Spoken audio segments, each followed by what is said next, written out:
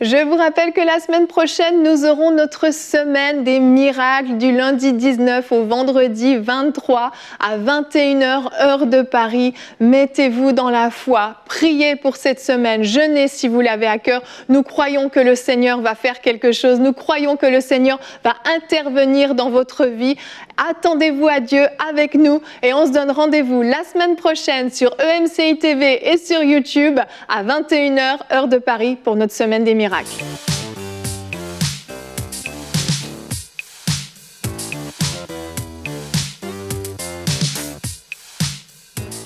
Bonjour et bienvenue sur le plateau de Bonjour chez vous. Nous continuons notre semaine spéciale fin des temps et nous sommes toujours avec l'évangéliste Mario Massicotte et aujourd'hui nous abordons un thème qui va tous nous réjouir, mettre une expectative dans nos cœurs. À quoi va ressembler l'éternité? C'est ce dont on va parler aujourd'hui.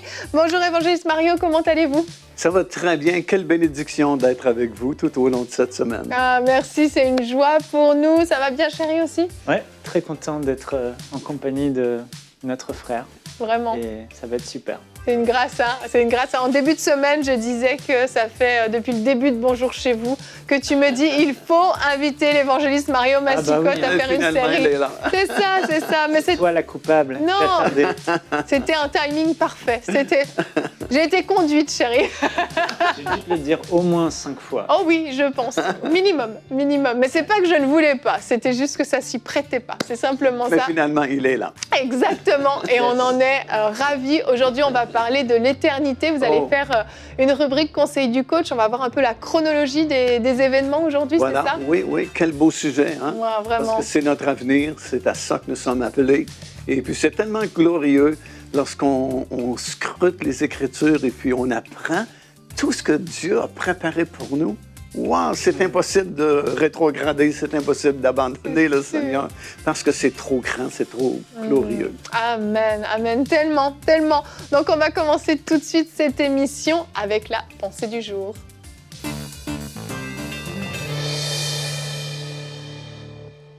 Alors à quoi va ressembler notre éternité? La Bible en parle, vous savez, la Bible est remplie de prophéties et toutes les prophéties que Dieu a déclarées se sont accomplies telles qu'il l'a déclaré. Et ce que la Bible dit concernant l'éternité, le peu qu'elle en dit déjà, assurément, les choses se passeront exactement comme elle a dit, parce que la parole de Dieu est éternelle et ce qu'il dit arrivera. Alors, je vais prendre un petit passage dans Apocalypse, au chapitre 21 et verset 1, qui nous donne un petit aperçu de ce à quoi va ressembler l'éternité. Puis, je vis un nouveau ciel et une nouvelle terre, car le premier ciel et la première terre avaient disparu et la mer n'était plus. Déjà, je m'arrête là. Imaginez, frères et sœurs, un nouveau ciel et une nouvelle terre. Regardez déjà la terre telle qu'elle est. La Bible dit qu'elle soupire, elle a été abîmée, elle a été déjà gâchée, mais regardez comment elle est déjà magnifique telle qu'elle est. Et si Dieu a fait la première terre de cette beauté-là, imaginez-vous à quel point sera magnifique la seconde terre. Je suis certain que Dieu a réservé des surprises, des nouvelles couleurs, des choses où chaque jour où on va se lever, ce sera waouh, et des wow tels que ça ne s'arrêtera jamais. On peut s'habituer à la beauté des choses ici, mais je crois que là, on va vraiment être surpris. Alors imaginez des nouvelles couleurs, des nouveaux matériaux, des nouveaux éclats, ça va juste être extraordinaire. Enfin, voilà, une nouvelle terre déjà. Et je vis descendre du ciel d'auprès de Dieu la ville sainte, la nouvelle Jérusalem, préparée comme une épouse qui s'est parée pour son époux. Je ne sais pas, ma femme s'est préparée à notre mariage et je peux vous dire, si la Nouvelle Jérusalem est aussi belle que ma femme lors du mariage, alors vous n'aurez jamais rien vu d'aussi beau. Non, mais ça va juste être glorieux. Dieu l'a préparée, l'a façonnée, il a pris du temps pour façonner cette terre, mais là, la Nouvelle Jérusalem, la ville sainte, je ne sais plus quelles sont ces dimensions de cette grande ville, mais elle va être magnifique, mais Dieu l'a préparée comme on prépare une femme pour le mariage, donc ce sera juste parfait. On va habiter dans une ville parfaite et ça va être glorieux. Et Jésus a dit dans Jean 14, je crois, qu'il nous a préparé une demeure, une maison. Je ne sais pas où vous en êtes aujourd'hui, peut-être vous regardez aux choses terrestres et vous êtes accablé, attristé, vous dites mais j'ai pas pu m'acheter une maison, moi je vis dans une petite hutte, peut-être même en Afrique, et parfois la tristesse envahit votre cœur. Mais quand on plonge nos regards dans la parole de Dieu, elle nous pousse à ne pas avoir nos yeux fixés sur cette vie terrestre qui est éphémère. Qu'est-ce que 100 ans, 80 ans face à l'éternité? Mais il nous dit de fixer nos regards sur les choses qui ne périront jamais, les choses d'en haut. Et Jésus nous a préparé une demeure. Je ne sais pas comment sera cette demeure, mais je peux vous dire, je suis sûr qu'elle sera la plus petite des demeures aussi. Elle sera plus belle, plus agréable, peut-être pas en dimension, mais en qualité, en ce qu'on ressent à l'intérieur, en matériaux, plus belle que n'importe quelle demeure sur cette terre. Alors soyez consolés, c'est votre glorieuse espérance. Il va racheter le temps sur terre et va vous offrir une demeure glorieuse pour l'éternité dans laquelle vous habiterez. Et j'entendis du trône une voix forte qui disait « Voici le tabernacle de Dieu avec les hommes, il habitera avec eux et ils seront son peuple et Dieu lui-même sera avec eux. » Et là, c'est la chose la plus glorieuse. Imaginez-vous, celui que notre cœur aime, Jésus-Christ de Nazareth, notre Sauveur, notre Seigneur, notre Roi, va habiter avec nous à proximité. Peut-être qu'on le verra à quelques kilomètres, peut-être que parfois on le croisera, peut-être qu'il sera proche de nous, peu importe. Il sera là et on le verra. La Bible dit qu'il sera le soleil qui va nous éclairer. Mais juste ça, c'est le paradis. Ça va être extraordinaire. On va passer du temps à l'adorer. Et je finis avec le verset 4. Il essuiera toute larme de leurs yeux et la mort ne sera plus. Il n'y aura plus ni deuil, ni cri, ni douleur, car les premières choses ont disparu. Imaginez-vous, plus de souffrance. Oui, Dieu a des belles promesses pour aujourd'hui, on s'empare par la foi, mais il faut dire ce qui est. Cette vie est difficile. On règle un problème, un autre arrive, et souvent des mauvaises nouvelles. Mais là-haut, il n'y aura plus de deuil, plus de mort, plus de manque, plus de maladie, plus de dette. Un nouveau corps parfait qui, comme Jésus, pourra certainement traverser les murs. On pourra encore, mais plus aucun problème. Fixez vos yeux là-dessus, que cette parole encourage quelqu'un, sécurise ton éternité, serre le Seigneur de tout ton cœur aujourd'hui et assurément, tu auras le meilleur là-haut. Alors, soyez encouragés aujourd'hui et soyez bénis. Amen, amen. Qu'est-ce que ça donne envie. Amen. C'est presque difficile d'aborder ce thème, en fait, sans savoir quand est-ce que ça va arriver. Mais ça va arriver, ça va arriver. La Bible nous dit, pour continuer sur notre lancée qui nous fait envie, c'est notre verset du jour dans 2 Pierre 3 au verset 13. Mais nous attendons, et oui, nous attendons, selon sa promesse, de nouveaux cieux et une nouvelle terre où la justice habitera. Et avant de vous donner la parole, évangéliste Mario, je veux juste dire un petit mot par rapport à la justice, parce qu'on le sait, nous sommes sur une terre où l'injustice règne très très souvent. Et certains d'entre vous, vous êtes peut-être même en ce moment même victimes d'injustice et vous trouvez ça tellement dur, tellement injuste d'avoir à subir tout ce que vous subissez. Eh bien, réjouissez-vous parce qu'au ciel, la justice de Dieu va régner. La justice de Dieu est parfaite et il vous sera rendu justice. Donc vous n'avez pas à vous inquiéter pour les choses présentes, mais réjouissez-vous de ce que l'éternité va être glorieuse et parfaite. Alléluia. Amen. Quelle joie, vraiment quelle joie d'aborder ce thème.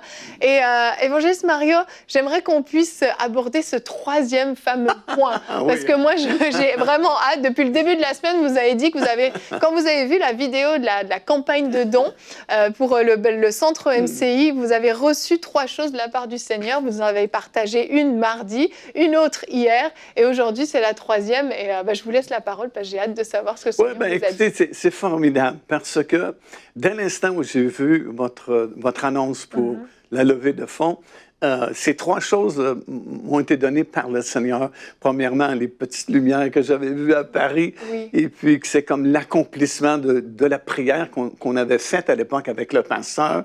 Puis on se demandait comment on pourrait avoir une émission de télévision qui pénètre à l'intérieur de chacune de ces maisons. Mais aujourd'hui, c'est devenu possible à cause de la technologie qui a tellement changé, puis des ministères comme MCTV. C'est merveilleux, c'est formidable. Puis moi, je me réjouis de cela parce que c'est comme un rêve que nous avions qui s'accomplit là, présentement.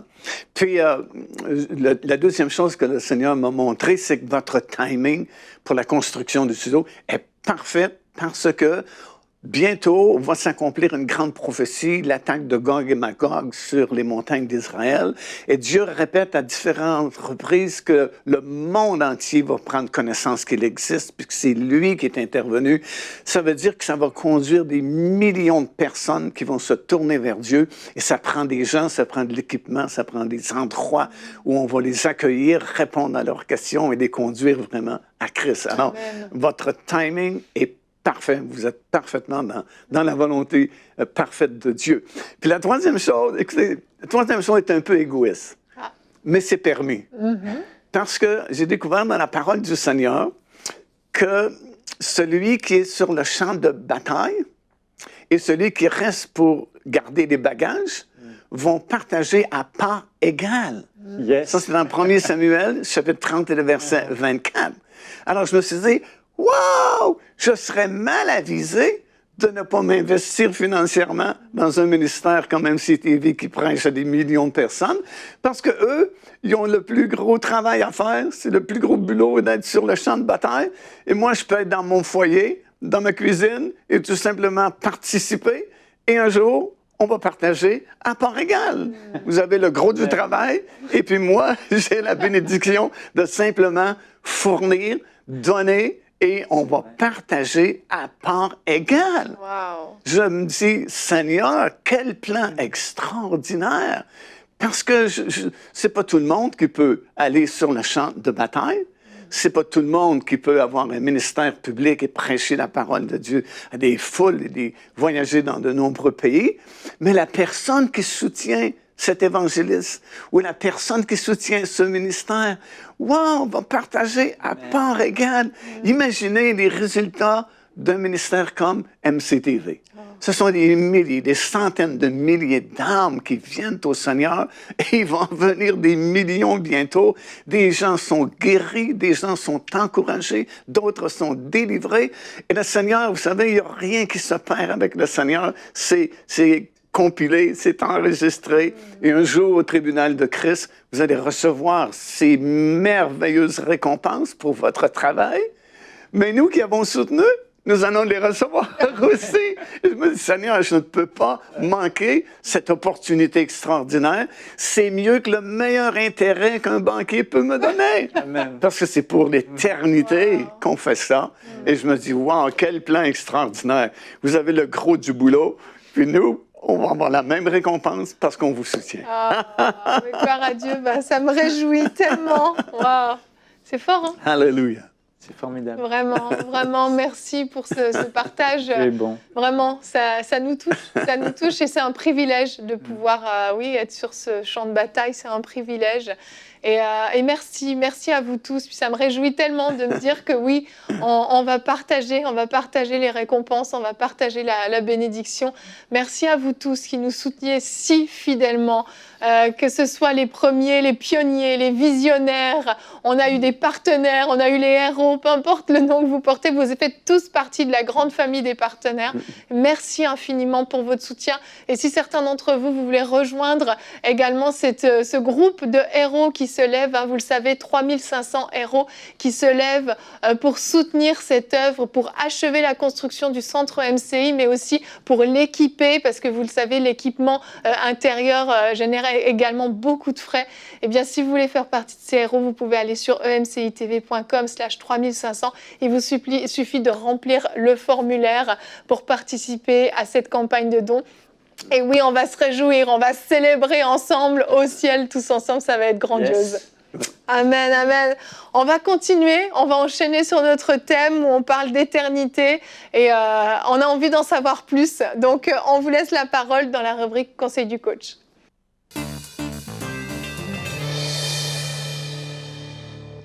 Nous voulons parler de la chronologie des événements qui vont se produire à partir du moment où la trompette sonnera et que les croyants vont monter dans les airs à la rencontre du Seigneur jusqu'à l'établissement de cette ville extraordinaire, la Nouvelle Jérusalem qui s'établira sur une terre qui sera complètement changé et il y aura même de nouveaux cieux, comme la Bible nous le dit. Et puis, on veut examiner ça parce que c'est tellement glorieux et plus nous allons comprendre, plus nous allons méditer au sujet de ces réalités éternelles que Dieu a préparées pour nous, ben, plus nous allons être motivés à rester fidèles au Seigneur jusqu'à la toute fin.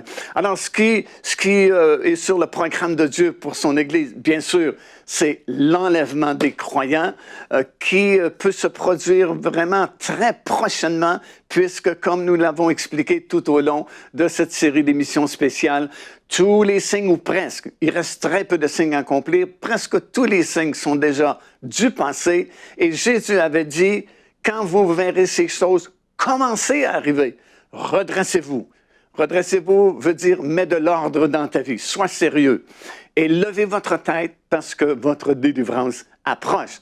Alors nous savons que nous sommes très proches de ce glorieux événement, l'enlèvement des croyants, alors que nous allons monter dans les airs à la rencontre du Seigneur.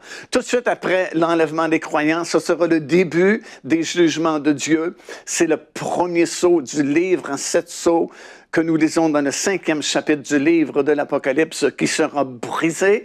Et dès que ce premier sceau sera ouvert, c'est le début d'une série très longue de jugements, malheureusement, qui vont s'abattre sur cette planète, qui vont durer durant la période qu'on appelle période des tribulations, qui va durer à peu près 7 années. Et après ces 7 années, le Seigneur Jésus-Christ, cette fois-là, va revenir, imaginez, en personne sur cette terre avec tous les rachetés de toutes les époques et de toutes les générations, parce qu'au moment où il reviendra, nous serons déjà ressuscités, nous aurons notre corps glorieux, imaginez, un corps qui n'est plus assujetti au matériel, qui peut passer au travers les murs, qui est glorieux, qui peut resplendir comme le soleil, comme la lune ou comme les étoiles. Nous reviendrons avec lui et ce sera le dernier conflit, la bataille d'Armageddon, qui terminera les 7 années de tribulation.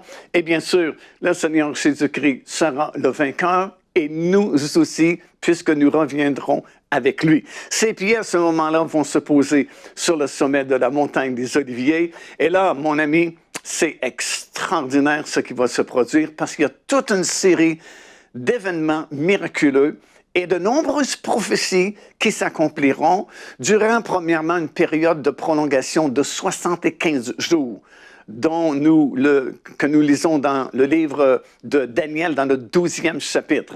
Alors, il y a une période de 75 jours durant laquelle plusieurs événements glorieux vont se produire, comme le couronnement du Seigneur Jésus-Christ, par exemple, le tribunal de Christ, le jugement des nations et surtout le fameux mariage avec notre Seigneur, le Seigneur Jésus-Christ, et nous qui serons sa glorieuse épouse, qui sera suivi des noces de l'agneau. Et puis, finalement, ça va nous conduire à la fin de ces 75 jours qui se termineront par la grande cérémonie d'ouverture du millénium, qui va coïncider avec l'accomplissement de la dernière fête du calendrier de Dieu, la grande fête des tabernacles. Durant cette période de 75 jours, il va se produire également beaucoup de changements sur cette planète. Les montagnes qui sont autour de Jérusalem vont reculer. La montagne elle-même des Oliviers se fendra par le milieu, comme nous dit le prophète Zacharie. Une grande, très grande vallée sera formée. Et vous savez une chose, la toute petite montagne de Sion, ou la colline, ce n'est qu'une butte en réalité, qui se trouve dans la cité de David, qui elle est au sud de l'esplanade du Temple, va devenir, selon Ésaïe, le 2e chapitre, la plus haute montagne du monde. Le prophète dit, elle va s'élever au-dessus de toutes les montagnes qui existent sur la terre. Et sur le sommet de cette nouvelle montagne de Sion, il y aura ce 4e temple qui sera construit surnaturellement par le Seigneur Jésus-Christ.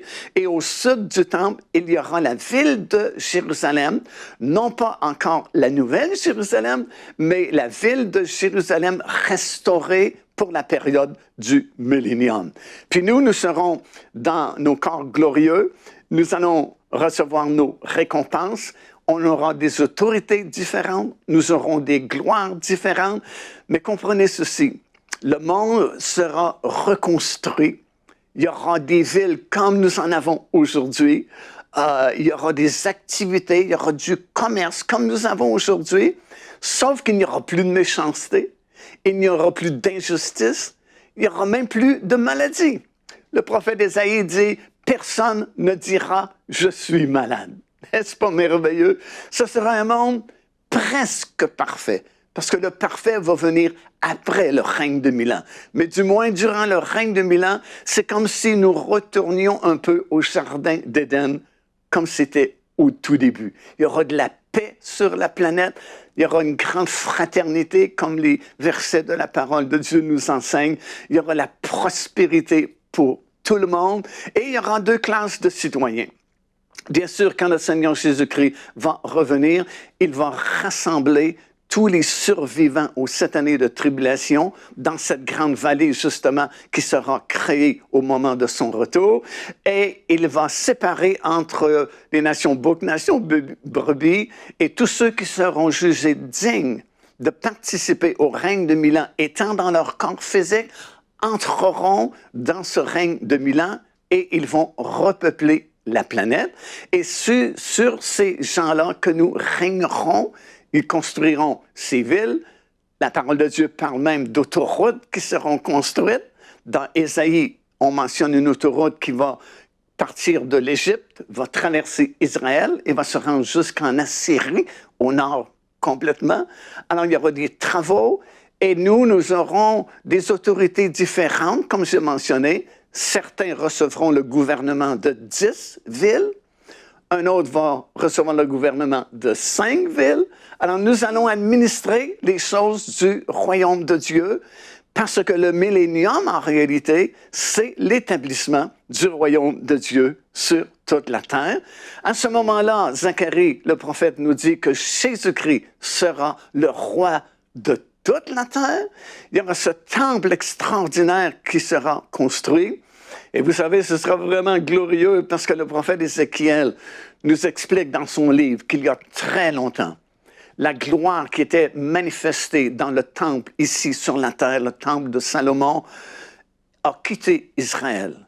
Elle a quitté lentement, elle est sortie du lieu très saint, lentement elle a traversé le parvis extérieur, lentement elle est sortie par la porte dorée, puis s'est rendue jusqu'au sommet de la montagne des Oliviers et elle est retournée au ciel.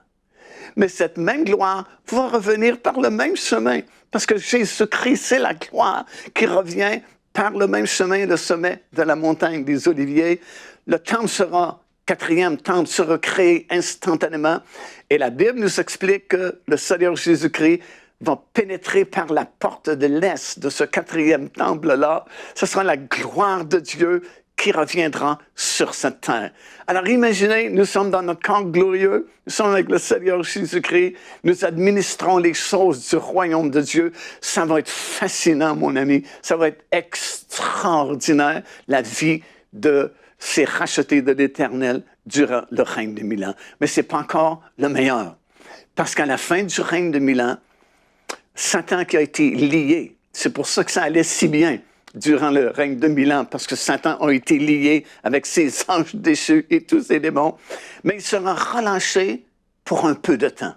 Pourquoi sera-t-il relâché? Parce que Dieu veut être juste avec tout le monde. Ces gens-là qui ont repeuplé la terre, il y aura des millions et des milliards de gens qui auront repeuplé la terre. Pour eux, l'histoire de Golgotha, comment Jésus a donné sa vie, ce n'est qu'une histoire. Nous avons accepté par la foi. Nous marchons par la foi. Nous n'avons pas vu Jésus en personne, mais nous croyons sa parole. Alors c'est un test de foi pour ces milliards de personnes qui auront repeuplé la terre, parce que l'ennemi est relâché, va proposer une dernière rébellion, et puis ceux qui vont décider de s'enligner avec lui seront détruits, et ceux qui resteront fidèles au Seigneur Jésus-Christ, bien, vont pouvoir vivre dans ce monde nouveau qui va arriver immédiatement après. Alors, il y a cette dernière rébellion, et puis c'est de très courte durée de toute façon, parce que dès qu'ils attaquent il y a un feu qui descend du ciel et les extermine tous. Alors là, c'est vraiment dramatique. Le ciel se déroule comme un lit. Chou, il n'y a plus de firmament en haut. La terre s'enfuit pour être rénovée par le feu. Et dans l'espace vide, soudainement, il y a un grand trône blanc. Et tous les autres morts, c'est la deuxième résurrection, celle des injustes, reviendront à la vie, comparaîtront devant le jugement du grand trône blanc. Et malheureusement, leur destination finale, c'est l'étang ardent de feu. Puis là, c'est merveilleux parce que, il y a de nouveaux cieux qui remplacent les anciens. Et la terre revient purifiée par le feu. C'est une nouvelle terre. C'est la même boule, mais c'est une nouvelle terre parce qu'elle est rénovée par le feu. Et là, mon ami, attention, la nouvelle Jérusalem, la ville d'or, qu'Abraham a vue en vision, que Moïse a certainement vu parce que lorsqu'il a quitté l'Égypte, il avait les yeux fixés sur la rémunération, va descendre du ciel, va s'établir sur cette nouvelle terre. Et c'est pas une petite ville, mon ami. Elle a 2300 kilomètres à peu près en longueur, en largeur et en hauteur. Imaginez, et la place de la ville est en or pur. Et c'est comme une grosse pierre de jaspe transparente comme du cristal, avec toutes les couleurs inimaginables qu'on peut penser, qui donnent des reflets absolument extraordinaires. Il y a 12 portes qui font le tour de la muraille. Chaque porte, c'est une perle complète. Écoutez, la muraille, je pense qu'elle est à peu près 70 mètres de haut. Alors, ce n'est pas une petite porte que le Seigneur a faite, parce que c'est un architecte. Alors, les portes sont en rapport avec la hauteur du mur. Alors, c'est immense, 3 portes par côté qui ont 2300 kilomètres. Imaginez la valeur de cette perle. Les gens sur la terre trouvent une petite perle, ils disent « Ah, on est riche, on est riche ». Il n'y a rien là. Une seule porte de ma ville future. C'est une perle géante avec un ange qui est assigné à chacune de ces portes-là. Les fondements, il y a 12 fondements avec des pierres précieuses avec le nom des 12 apôtres, comme il y aura le nom des 12 tribus sur les portes de la Nouvelle Jérusalem. Ça, c'est notre ville où nous allons habiter éternellement. Et là, on est dans notre corps glorieux. Et puis, on va voyager à la vitesse de la pensée. Vitesse de la lumière, c'est pas assez rapide pour nous. Mais vitesse de la pensée, dans un monde nouveau, là, ce sera vraiment un monde parfait parce qu'on est débarrassé de Satan, de tous les anges déchus, de tous les démons qui ont existé. Il n'y en aura plus jamais. Et il n'y aura plus jamais de fin. C'est la gloire éternellement. Et vous savez, il y a très peu de détails concernant ce monde nouveau, mais nous en savons assez pour comprendre que ça va être absolument merveilleux. Et tout ce que vous avez à faire pour hériter ces choses extraordinaires, c'est d'accepter Jésus comme votre Seigneur et votre Sauveur. Déjà, vous allez être bien dans cette vie parce qu'il va pourvoir à vos besoins, va vous garder, va vous protéger, va vous encourager. Il devient votre bon berger. Vous devenez sa petite brebis. Alors, il prend soin de vous tout au long de votre pèlerinage ici-bas. Et le meilleur est à venir. Et il est vraiment très proche de vous. Que le Seigneur puisse vous bénir abondamment, puis tenez ferme jusqu'à la fin, parce que nous arrivons à la fin de cette route. Wow, amen. Merci beaucoup. Venez vous asseoir avec nous. Moi, extraordinaire. J'ai tellement hâte. C'était captivant. Et vous savez, le meilleur, moi, j'ai réservé ma place dans le haut, là, parce que certains pensent que c'est un cube. La Nouvelle-Jérusalem, d'autres pensent que c'est une pyramide. Oui. Je préfère une pyramide. J'ai réservé ma place dans le haut de la pyramide avec une vue imprenable sur le fleuve d'eau limpide comme du cristal. Avec une grande maison, un grand patio, puis on va inviter tout le monde. Puis on va se souvenir des bons temps qu'on avait quand on faisait des émissions de télévision pour MCTV. Je ne savais pas qu'on pouvait réserver notre place. Je vais faire quelques prières. Alors. Faut passer quelques coups de fil. Oh, moi, je connais du monde là-haut. Merci. Merci beaucoup, vraiment. C'était un marathon exceptionnel, mais tellement captivant. Ça a mis de l'ordre. Ça a mis de l'ordre parce qu'on avait des petits bouts et tout était dans le désordre. Et je pense qu'à la maison, là, c'est beaucoup plus clair pour vous. Et on se réjouit que vous ayez pu passer cette semaine avec nous. Demain, on sera encore ensemble et l'évangéliste Mario Massicotte va nous partager son témoignage. On va voir d'où vient cette passion pour l'eschatologie et comment il a connu le Seigneur. Donc ne manquez pas l'émission de demain. Notre thème sera « Et si demain était trop tard ?» Nous allons voir l'importance d'être réveillés, d'être actifs et de ne pas nous relâcher pendant qu'il fait jour. Merci à vous tous de nous avoir suivis. Merci pour cette merveilleuse émission, Évangéliste Mario. À demain et bonjour chez vous.